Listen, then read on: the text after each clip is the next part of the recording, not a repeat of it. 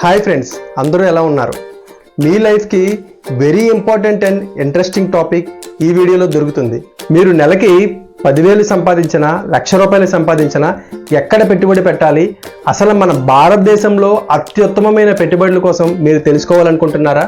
అయితే ఈ వీడియో చివరి వరకు తప్పకుండా చూసి మీరు సరైన సమయంలో సరైన పెట్టుబడి ఏ విధంగా పెట్టాలి, ట్యాక్స్ బెనిఫిట్స్ ఏ విధంగా వస్తాయనేది తెలుసుకోండి. అది ఎలా అంటే, ఉదాహరణకి ఇద్దరు ఫ్రెండ్స్ ఉన్నారు, ఒకళ్ళు రాకేష్ అండ్ ఒకళ్ళు రాజేష్. ఇద్దరికి సేమ్ సాలరీ వస్తుంది, సేమ్ ఎక్స్పెండిచర్ ఉంది. కానీ రాకేష్ అనే వ్యక్తి తన అనుకున్న గోల్స్ ఏవైతే ఉన్నాయో, లైఫ్ గోల్స్, ఓన్ హౌస్ కానీ, ఓన్ కార్ కానీ, మిగతా గోల్స్ ఏవైతే ఉన్నాయో అవన్నీ ఒకటి చేసుకోగలుగుతున్నాడు.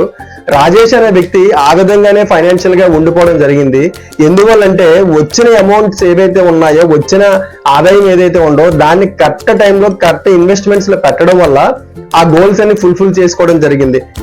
కాబట్టి ఈ వీడియోలో చెప్పే ఇన్వెస్ట్మెంట్స్ కోసం మీరు పూర్తిగా తెలుసుకుంటే కనుక మీకు ఎంత అమౌంట్ వచ్చినా సరే మంచి దాంట్లో ఇన్వెస్ట్మెంట్స్ చేసి మీరు ఎక్కువ రిటర్న్స్ తీసుకోవడానికి అవకాశం ఉంటుంది. ఫస్ట్ పాయింట్, ఈక్విటీలు. దీన్ని స్టాక్స్ అని కూడా అంటారు. స్టాక్ ఎక్స్చేంజ్లో పబ్లిక్ లిస్టెడ్ కంపెనీస్ షేర్స్లో పెట్టుబడి పెట్టడం, వీటిలో రిస్క్ ఎక్కువ ఉన్నప్పటికీ 1 ఇయర్లోనే ఎక్కువ రిటర్న్స్ ఇస్తాయి. కానీ వీటి కోసం పూర్తి నాలెడ్జ్ అండ్ అవేర్నెస్తో స్టార్ట్ చేయాలి, లేకపోతే కొన్నిసార్లు లాస్ అయ్యే అవకాశం కూడా ఉంటుంది. Second point, mutual funds. ఇవి వృత్తిపరంగా నిర్వహించబడే పెట్టుబడి నిధులు. స్టాక్స్, బాండ్స్ లేదా ఇతర ఆస్తుల్లో పెట్టుబడి పెట్టడానికి చాలా మంది నుండి మనీ పూల్ చేస్తాయి. ఇంట్లో ఇన్వెస్ట్ చేస్తే మీరు పెట్టుబడి పెట్టిన కంపెనీ ఏదైతే ఉందో దాని తాలూకా ఫండ్ వాల్యూ బట్టి మీకు రిటర్న్స్ ఆధారపడి ఉంటాయి. దీంట్లో రిటర్న్స్ ఎక్స్పీరియన్స్డ్ ఫండ్ మేనేజర్స్ ఎవరైతే ఉన్నారో మీరు పెట్టిన ఫండ్ని వాళ్ళు ఫండ్ మేనేజ్ చేసి మీకు రిటర్న్స్ వచ్చేలా చేస్తారు. సో ఇన్వెస్ట్ చేసే ముందు ఏ కంపెనీలో ఇన్వెస్ట్ చేస్తారో ముఖ్యంగా తెలుసుకోవాలి. అలాగే దాని పాస్ట్ అండ్ ఫ్యూచర్ పెర్ఫార్మెన్స్ ఏ విధంగా ఉంటుందో తెలుసుకొని పెట్టుబడి పెడితే కనుక మీకు తప్పకుండా మంచి లాభాలు వచ్చే అవకాశం ఉంటుంది. దీంట్లో ముఖ్యంగా SIP అని ఉంటుంది. అది సిస్టమేటిక్ ఇన్వెస్ట్మెంట్ ప్లాన్. ఇది మిడిల్ క్లాస్ నుంచి హై క్లాస్ వరకు కూడా చాలా మంది దీంట్లో ఇన్వెస్ట్ చేస్తారు. ఇది మినిమం 500 నుంచి 1000 మంత్లీ ఇన్వెస్ట్ చేసుకోవచ్చు. ఇది లాంగ్ టర్మ్లో మీరు పెట్టినట్టయితే కనుక, ఫర్ సపోజ్ 10 to 15 ఇయర్స్ పెట్టినట్టయితే కనుక మీకు 15 to 30% కూడా రిటర్న్ రావడానికి అవకాశం ఉంటుంది. మీకు చైల్డ్ ఉన్నట్టయితే కనుక 1 year to 5 years చైల్డ్ ఉన్నట్టయితే కనుక మినిమం మంత్లీ ₹1000 పెట్టినా సరే వాళ్ళ హైయర్ ఎడ్యుకేషన్ టైంకి, వాళ్ళ మ్యారేజెస్ టైంకి మీరు పెట్టిన ఈ చిన్న పెట్టుబడి చాలా అధిక మొత్తంలో రావడానికి అవకాశం ఉంటుంది. కానీ పెట్టేటప్పుడు ఏ కంపెనీలో పెట్టాలి, ఏ కంపెనీ పెర్ఫార్మెన్స్ ఏ విధంగా ఉంటుందని పూర్తిగా తెలుసుకొని పెట్టడం వల్ల బాగుంటుంది. అలాగే మీకు ఎప్పుడైనా ఎమర్జెన్సీగా అయినా సరే దీంట్లో పార్షియల్ విత్డ్రా ఆప్షన్ కూడా ఉంటుంది. సో ఇది ఎమర్జెన్సీ ఫండ్గా యూజ్ అవుతుంది, ఫ్యూచర్ ఫండ్గా యూజ్ అవుతుంది. కాబట్టి తక్కువ పెట్టుబడితోని ఎక్కువ లాభం పొందడానికి ఈ SIP అనే దాంట్లో అవకాశం ఉంటుంది. మీరు ఇలాంటి useful and interesting topics miss అవ్వకుండా ఉండాలంటే కనుక ఇప్పుడే మన ఛానల్ని సబ్స్క్రైబ్ చేయండి. థర్డ్ పాయింట్ వచ్చి IPO అంటే ఇనిషియల్ పబ్లిక్ ఆఫర్స్.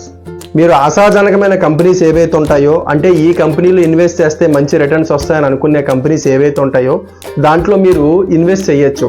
మీరు ఇన్వెస్ట్ చేసిన IPOs ఏవైతే ఉన్నాయో ఆ కంపెనీ లిస్ట్ అయితే కనుక మీకు పెట్టిన పెట్టుబడి ఏదైతే ఉందో దాని రిటర్న్స్ హైగా వస్తాయి. అలాగే మీరు ఇమీడియట్గా విత్డ్రా చేసుకోవడానికి కూడా అవకాశం ఉంటుంది. ముఖ్యంగా లాట్స్లో కొనే అవకాశం ఉంటుంది. ఫర్ ఎగ్జాంపుల్ ఒక లాట్ 15 షేర్స్ ఆ విధంగా ఉంటుంది. ఇది కొనాలంటే తప్పకుండా మీరు ఏదో కంపెనీలో డీమ్యాట్ అకౌంట్ ఉండడం ద్వారా మీరు కొనచ్చు. కొన్న వెంటనే ఏ రోజు లిస్ట్ అవుతుందో కూడా మీరు చెప్పడం జరుగుతుంది.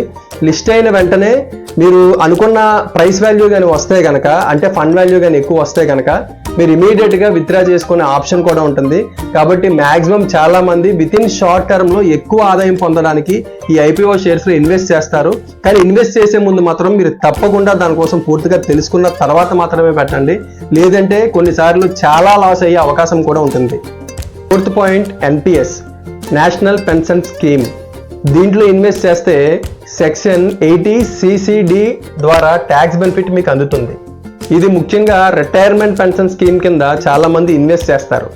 దీంట్లో ఇన్వెస్ట్ చేస్తే equity, government bonds and corporate సెక్యూరిటీస్లో ఇన్వెస్ట్ చేయడానికి ఈ NPS స్కీమ్ అనేది అవకాశం కల్పిస్తుంది. NPS స్కీమ్ అనేది మెయిన్లీ గవర్నమెంట్ ఎంప్లాయీస్ ఎవరైతే ఉన్నారో వాళ్ళు ఎక్కువ ఇన్వెస్ట్ చేస్తారు. వారికి ట్యాక్స్ బెనిఫిట్ కూడా ఉండడం వల్ల ఇది చాలా ఉపయోగపడుతుంది. అలాగే గవర్నమెంట్ ఎంప్లాయీసే కాకుండా ప్రైవేట్ ఎంప్లాయీస్ కూడా దీంట్లో ఇన్వెస్ట్ చేయొచ్చు.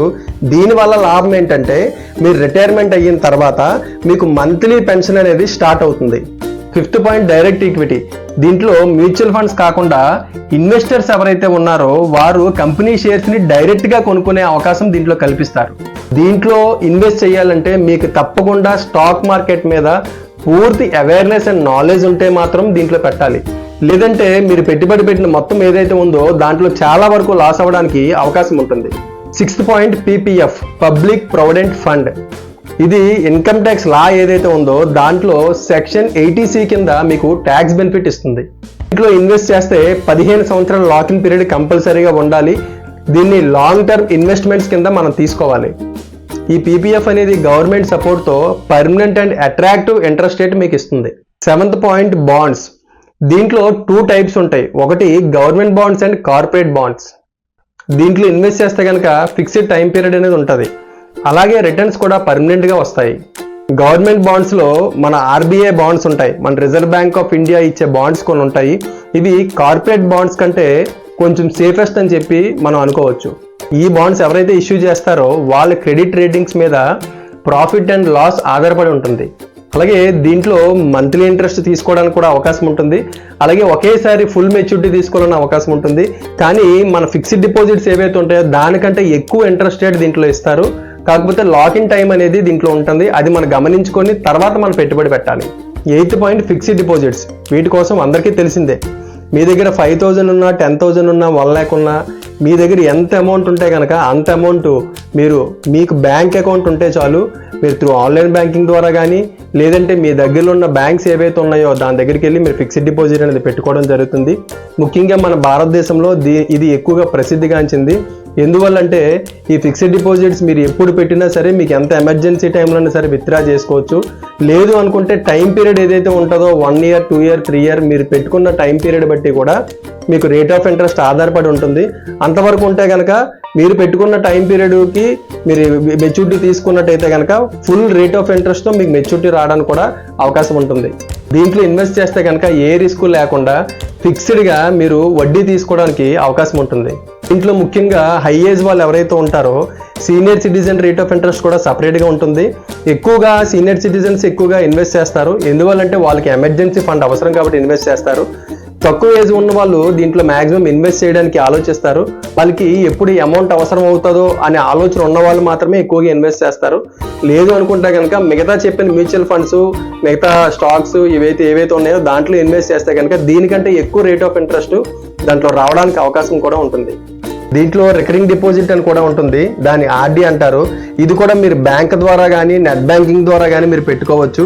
ఇది మంత్లీ మీరు దాచుకున్న అమౌంట్ ఏదైతే ఉంటుందో మీ అకౌంట్లో ఏదైతే అమౌంట్ వస్తుందో మీకు సాలరీ వచ్చినా సరే మీ అకౌంట్లో అమౌంట్ ఉన్నా సరే మంత్లీ మీరు దాచుకోవాలనుకుంటే కనుక ఎవ్రీ మంత్ 500, 1000, 2000 మీరు పెట్టుకున్నంత ఏదైతే ఉందో అది ఎవ్రీ మంత్ డిడక్ట్ అవ్వి ఈ రికరింగ్ డిపాజిట్ అకౌంట్కి వెళ్తుంది. దీని ద్వారా ఏంటంటే ఫిక్స్డ్ డిపాజిట్ కంటే రికరింగ్ డిపాజిట్ ఏదైతే ఉందో దాంట్లో ఎక్కువ ఇంట్రెస్ట్ మీకు రావడం జరుగుతుంది. 9th point gold investment. ఇది చాలా మందికి చాలా ఇష్టమైన పెట్టుబడి, ఇష్టమైన వస్తువు కూడా. ముఖ్యంగా మన భారతదేశంలో ఎక్కువగా దీన్ని ఇన్వెస్ట్ చేస్తుంటారు. స్త్రీలకు అయితే చాలా ఇష్టం, చాలా ఎక్కువగా దీని మీద పెట్టుబడి పెడుతుంటారు. పూర్వం నాణాలు తక్కువ ఉండడం వల్ల ఈ బంగారం ఇచ్చిపుచ్చుకొని కూడా వాళ్ళ తాలూకా జీవనోపాధి కోసం నడుచుకునేవారు.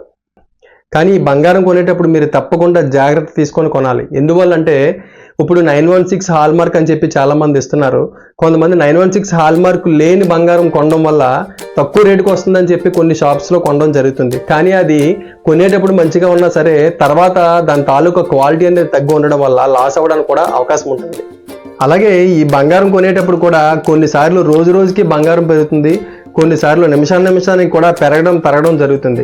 కానీ కొనేటప్పుడు ముఖ్యంగా ఏ షాప్లో కొంటున్నామో మనం ఎంత నాణ్యమైన బంగారం కొంటున్నాం అనేది తప్పకుండా తెలుసుకోవాలి. ఎందువల్లంటే ఇప్పుడు 916 హాల్ మార్క్ గోల్డ్ ఇస్తున్నారు. అది ఆ విధంగా మనం హాల్ మార్క్ ఉన్న గోల్డ్ కొంటే అది ఓకే. కానీ కొన్ని పర్సంటేజ్ తక్కువ ఉన్న గోల్డ్స్ కొన్నప్పుడు కనుక మీరు కొన్నప్పుడు బాగానే ఉన్నా సరే ఫ్యూచర్లో మనం అమ్మేటప్పుడు కానీ వాడేటప్పుడు కానీ తన నాణ్యత లేకపోవడం వల్ల ఇబ్బంది పడే అవకాశం ఉంటుంది. అలాగే ఈ బంగారంలో పెట్టుబడి పెట్టడం వల్ల చాలా రకాల బెనిఫిట్స్ కూడా ఉంటాయి. ఎలాగంటే నచ్చినప్పుడు మన బంగారం వేసుకోవడానికి ఉపయోగపడుతుంది. మనకి ఏమన్నా అవసరం అయితే కనుక బ్యాంకులో లోన్ పెట్టి తక్షణమే మీరు లోన్ తీసుకోవడానికి ఉపయోగపడుతుంది. అలాగే ఇంకా మీకు ఎమర్జెన్సీ అయితే బంగారం అమ్మి ఎక్కువ డబ్బులు తీసుకోవడానికి అవకాశం ఉంటుంది. అలాగే ఈ బంగారంతో చాలామంది ఈ రోజుల్లో స్టేటస్ కూడా చూపించుకుంటున్నారు. ఫంక్షన్స్కి వాళ్ళకున్న బంగారం అంతా తీసుకెళ్లి చూపించి స్టేటస్ కూడా నిరూపించుకుంటున్నారు. కొంతమంది గోల్డ్ మ్యాన్స్ కూడా తయారవడం జరిగింది. అది మీకు అందరికీ తెలిసిందే. మరి ఈ మధ్యన గవర్నమెంట్ కూడా ఒక రూల్ పెట్టింది, పెర్ పర్సన్కి పెర్ ఆధార్ కార్డు మీద ఎంతవరకే బంగారం కొనాలని. అది పూర్తిగా ఆచరణలో పెట్టకపోయినా సరే ఫ్యూచర్లో వచ్చే అవకాశం ఉంది. కానీ ఎక్కువగా బంగారం కొనుక్కుంటే అది ఇంట్లో పెట్టుకుంటే ఇంకో ప్రాబ్లం కూడా ఉంది. అదేంటో మీకు తెలుసు, దొంగల బాధ. కాబట్టి అలా ఎక్కువగా మీ కష్టపడి కొనుక్కున్న బంగారం ఏదైతే ఉందో అది ఇంట్లో ఉంచుకోకుండా బ్యాంక్లో లాకర్ తీసుకొని పెట్టుకుంటే కనుక సేఫెస్ట్గా ఉండొచ్చు. మీరు ఎక్కడికి అర్జెంటుగా ఏ ప్రయాణం వెళ్ళినా సరే మీరు ఇబ్బంది పడాల్సిన అవసరం ఉండదు. 10th point, real estate. ఇది అన్నిటికంటే చాలా స్పీడ్గా అభివృద్ధి చెందుతున్నది. అలాగే ఈ భూమి మీద తక్కువ కాలంలో కోటీశ్వరులు చేసేది ఏదైనా ఉందంటే అది భూమి మీద పెట్టుబడి మాత్రమే.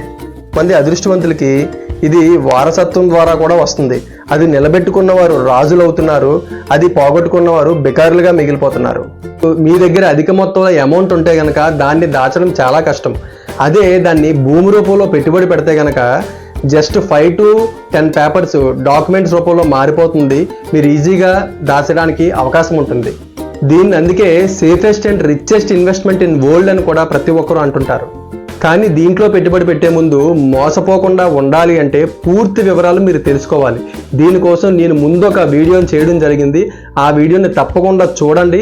ఎక్కడ పెట్టుబడి పెడితే తక్కువ టైంలో ఎక్కువ ఆదాయం పొందొచ్చు అనేది పూర్తిగా తెలుసుకొని మీరు పెట్టుబడి పెడితే కనుక తప్పకుండా తక్కువ కాలంలోనే మీరు కోటీశ్వరులు అయ్యే అవకాశం ఓన్లీ రియల్ ఎస్టేట్ ఇన్వెస్ట్మెంట్లో మీకు దొరుకుతుంది. సో మీరు మన భారతదేశంలో ఇన్వెస్ట్మెంట్ చేయాలనుకున్నప్పుడు ముఖ్యంగా risk, time limit, financial goals, present situation and future డెవలప్మెంట్స్ని కూడా తెలుసుకొని ఆలోచించి పెట్టుబడి పెట్టాలి. ఈ వీడియోలో మొత్తం 10 ఇంపార్టెంట్ ఇన్వెస్ట్మెంట్స్ కోసం మీకు చెప్పాను. దాంట్లో కొన్ని మీకు తెలిసినవి ఉంటాయి, తెలియనివి ఉంటాయి. కానీ నా లైఫ్లో ఇప్పుడు వరకు నేను ఇన్వెస్ట్ చేసినవి, నేను ఎక్స్పీరియన్స్ చేసిన దాంట్లో ది బెస్ట్ విషయంలో మీకు చెప్పాలనుకుంటే కనుక మీరు రిస్క్ తీసుకోవాలనుకుంటే కనుక తప్పకుండా షేర్ మార్కెట్లోని, అలాగే స్టాక్స్లోని, అలాగే ఐపీఓస్లోని మిగతావి ఏవైతే ఉన్నాయో ఒక మంచి కంపెనీలో డీమ్యాట్ అకౌంట్ తీసుకొని దాంట్లో ఇన్వెస్ట్ చేయండి. మంచిగా రిటర్న్స్ వస్తాయి. మీరు రిస్క్ తీసుకోవాలనుకున్నప్పుడు ఇన్వెస్ట్ చేస్తే అలాగే ఆ విధంగానే రిటర్న్స్ వస్తాయి. దీంట్లో ముఖ్యంగా నేను చెప్పాలనుకున్నది నా పర్సనల్ అడ్వైజ్ ఏంటంటే ఎస్ఐపి కోసం ఏదైతే చెప్పానో సిస్టమేటిక్ ఇన్వెస్ట్మెంట్ ప్లాన్ తప్పకుండా ప్రతి ఒక్కరూ చేసుకోండి. మినిమం 500 రూపీస్ నుంచి స్టార్ట్ అవుతుంది. దేంట్లోనే రాదంతా ఎక్కువ రేట్ ఆఫ్ ఇంట్రెస్ట్ దాంట్లో వస్తుంది. అలాగే మీకు ఎప్పుడు కావాలంటే అప్పుడు పార్షియల్ విత్డ్రా చేసుకోవచ్చు, లేదంటే ఫుల్గా విత్డ్రా చేసుకోవచ్చు. దీని ద్వారా ఫండ్ వాల్యూ కూడా చాలా ఎక్కువగా రావడానికి అవకాశం ఉంటుంది. కాబట్టి నా సజెషన్ తప్పకుండా ఎస్ఐపి అనేది ప్రతి ఒక్కరూ మీ పిల్లల పేరు మీద కానీ మీ పేరు మీద కానీ మీరు తక్షణమే తీసుకోండి. లేదు రిస్క్ చేయమండి, రిస్క్ లేకుండా ఉండాలి అనుకుంటే కనుక మన బ్యాంక్లో ఎఫ్డీస్ ఉంటాయి. ఎఫ్డీస్ ఏ బ్యాంకులో వెళ్ళినా సరే ఉంటాయి. కొన్ని బ్యాంక్స్ రేట్ ఆఫ్ ఇంట్రెస్ట్ మారుతూ ఉంటాయి. అవి తెలుసుకొని పెట్టండి. అలాగే ఆర్డీస్ కోసం చెప్పాను, ఆర్డీ కోసం మీరు ఆలోచించి దానిలో కూడా పెట్టుకోవచ్చు. అలాగే కొన్ని గవర్నమెంట్ బాండ్స్, కార్పొరేట్ బాండ్స్ ఏవైతే ఉన్నాయో దీంట్లో కొంచెం రిస్క్ ఉంటుంది దాంట్లోని, కానీ రేట్ ఆఫ్ ఇంట్రెస్ట్ ఎక్కువగా ఉంటుంది. కొన్ని లాకింగ్ పీరియడ్స్ ఉంటాయి. ఇవన్నీ పూర్తిగా తెలుసుకొని సరైన సమయంలో సరైన పెట్టుబడి పెట్టి సరైన ఆదాయం పొందుతారని ఆశిస్తున్నాను. మరి ఈ వీడియో ద్వారా చాలా నాలెడ్జ్ మీరు తెలుసుకున్నారు. ఇది యూస్ఫుల్ అనుకుంటే కనుక మీ ఫ్రెండ్స్ అండ్ వెల్ విషర్స్కి ఇప్పుడే షేర్ చేయండి. Thank you. నెక్స్ట్ ఇంట్రెస్టింగ్ టాపిక్తో మళ్ళీ మీ ముందుకు వస్తా. Until then signing off yours Raghuprasad. జై హింద్.